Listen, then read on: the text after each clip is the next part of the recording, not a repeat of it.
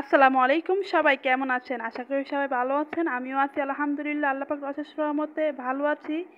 আজকে আমি দই বানাবো। আমার হাতে এই দইটা আমার শাশুড়ি, শ্বশুর দুজনে অনেক পছন্দ করে। তাই আমার ননাসের বাসা থেকে যখনই নাকি দুধ নিয়ে আসে, খাঁটি গরুর দুধ, তখনই মতে আমার শাশুড়ি এই দইটা আমার হাতে খেতে চায়। এই দইটা মতে আমি খুব মজা করে বানাতে পারি। আমার শাশুড়ি বলে যে আমার হাতে এই দইটা নাকি ওনার অনেক অনেক ভালো লাগে, তাই জন্যই আমি এই দইটা মাঝে মাঝেই পাতি, যেহেতু ওনারা অনেক পছন্দ করে, ওনারা মুরব্বী মানুষ।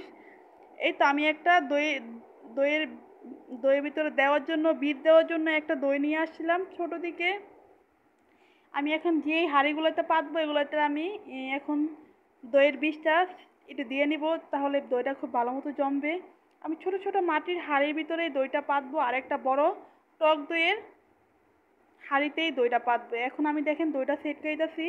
আপনারা ইচ্ছা করলে এই দইটা ফেটে দিতে পারেন, আমার ফেটানোর কোনো দরকার নেই। একটু ভালো মতো ফেটলেই হবে দুধের ভিতরে। এই দেখেন দইয়ের কালারটা আমাদের খুব সুন্দর হয়েছে।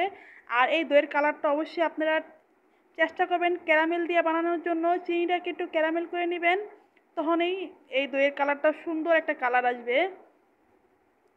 আর খুব সহজেই এর মধ্যে আপনারা দই বানাতে পারেন। আর যদি কেউ ভাবেন যে না গরুর প্যাকেটের দুধে বানাবেন, তাও হবে। আর অনেক যেই দুধগুলো পাওয়া যায় লিকুইড দুধ, ওইটা দিয়েও মধ্যে আপনারা ইচ্ছা করলে পারবেন। আমি মধ্যে মাঝে মাঝে আরনের দুধগুলো দিয়ে মধ্যে দই বানাই, ওগুলো খুব সুন্দর হয়, খেতেও মজা হয়। এই তো আমার দইগুলো এখন আমি দিয়ে দিব সেট করার জন্য। এই তো আমি এখন সবগুলো দই এখন প্যাকেট করে দিয়ে দিব। দেখেন আমার দইগুলো হয়ে গেছে। সবার কাছে কেমন লাগছে অবশ্যই জানাবেন। ভালো থাকেন, সুস্থ থাকেন, আল্লাহ হাফেজ, আসসালাম।